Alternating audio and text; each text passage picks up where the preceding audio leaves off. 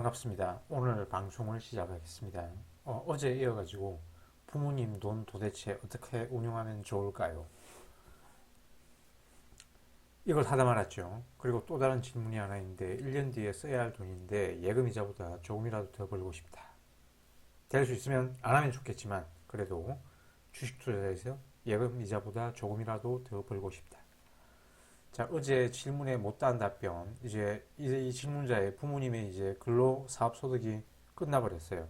그리고 평생 주식 투자라고는 안 해본 예금밖에 모르는 부모님에게 이분은 이제 연금계좌 인덱스펀드 투자를 몇 년 했으니까 그 장점을 체험을 해봤어요. 그래서 부모님도 이제 소득이 없으니 이거라도 해가지고 평생 끊이지 않는 인컴을 다시 만들어야 된다라고 이제 건의를 했는데 부모님도 해보려고 합니다. 자, 하는데 결론은 부모님은 아마 직접 못할 겁니다.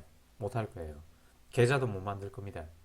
그리고 이 질문자가 계좌를 만들어 준다고 그래도 못할 거예요. 그래서 결론은 질문자 본인의 스마트폰에 아니면 그냥 공기계 하나 사가지고 알뜰폰 부모님 명의로 개통해주고 어머니 명의의 연금저축계좌 ISA 미국식 투계좌를 만들어가지고 직접 관리해주는 수밖에 없습니다. 자, 주식 투자 문외한인 어머니 본인에게 방법을 알려주고 하라고 하면 절대로 못합니다. 그동안 김철수가 이 100명에게 연금저축을 전파했는데 일단 그중 절반은 계좌도 못 만듭니다. IT 문맹이라 계좌 개설도 실패해요. 특히나 이 연금저축 계좌는 일반 정권 계좌와는 달리 납입 한도도 정해져 있고 아무튼 뭐 절차가 여러 가지로 복잡합니다. 그래서 만들다 보면 어느 절차에서 이렇게 꼭 한두 번 막히거든요. 그러면 이때 자꾸 이렇게 막히다 보면 망치로 그냥 스마트폰을 때려 부숴버리고 그만둡니다. 안 만들어요. 그리고 또 이렇게 간신히 계좌를 만들어 가지고 성공한 50명 중에 또 30명은 그냥 X 펀드 같은 액티브 투자입니다. 그런 남들한테 뭐 추천받아가지고 그런 인기 있는 펀드, 지금 유행하는 펀드, 그런 것들을 사팔 하다가 또 망합니다. 그리고 남은 이제 20명 중에 또 10명은 인덱스 펀드를 시장 상황에 따라 또 사팔 한다. 이것도 역시 액티브라 그랬죠. 그죠? 패시브 투자는 사두고 그냥 가만 놔두는 거예요. 자, 그렇게 성공하는 사람이 100명 중에 10명밖에 안 되더라. 김철수의 경험담이다. 그리고 또 김철수 후배 김영철 2023년 11월쯤에 어머니가 이 김영철 어머니가 5천만 원을 정해 줬어요. 그래 김영철이 김철수랑 우리 선배 인덱스 펀드 패시브 투자 연금 계좌에 사더라. 수익도 좋더라. 그래서 자기도 이거 하려고 했는데 어머니가 이런 옛날에 아주 그 믿었던 은행 지점장의 권유로 ELS 투자하다가 큰 돈을 잃고 주식 투자라고 하면 그냥 지레 겁을 먹습니다. 그래서 이런 분들은 또 주식 투자 못 하겠죠. 그죠? 이렇게 과거에 큰 돈을 잃어본 경험이 있는 사람들은. 그래서 요 내용 한번 보시고. 그래서 그때 했더라면 2023년 11월 그때 김철수가 5천만 원 정해받은 걸 인덱스 펀드로 운용했더라면 지금 2년 반 동안 83%가 올랐을 텐데 5천만 원이 9,150만 원이 됐을 텐데 그래서 이 얘기를 하니까 이제 김영철 어머니도 해볼까 망설이고 있다 라고 합니다.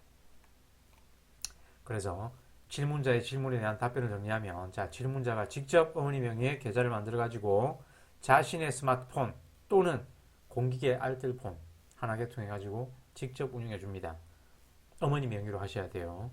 예를 들어 1억 원을 운용한다면 어머니 연금저축 ISA 계좌로 3,800만 원 입금하고 미국직 투계좌로 600만 원 입금해 가지고 인덱스 펀드로 운용합니다. 그래서 매년 평가 금액의 4%에서 5%, 이 반반 포트폴리오로 운영하면 연평균 수익률 13% 정도 나오기 때문에 5% 정도 인출해도 됩니다.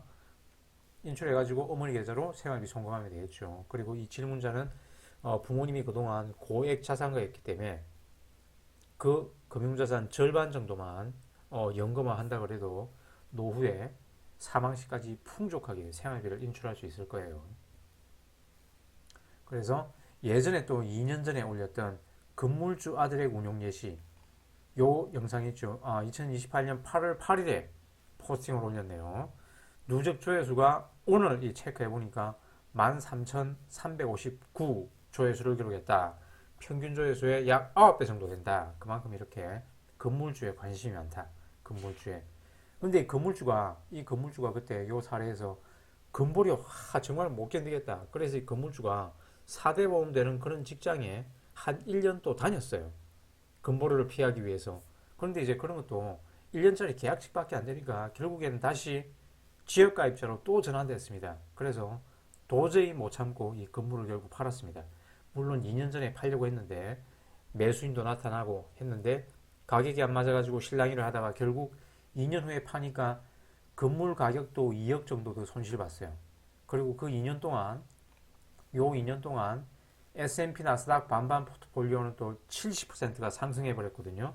그럼 그때 2년 전에 팔았다면 저 블로그 포스팅에 보면 8억 원을 손에 쥐었을 거거든요. 양도소득세 빼고.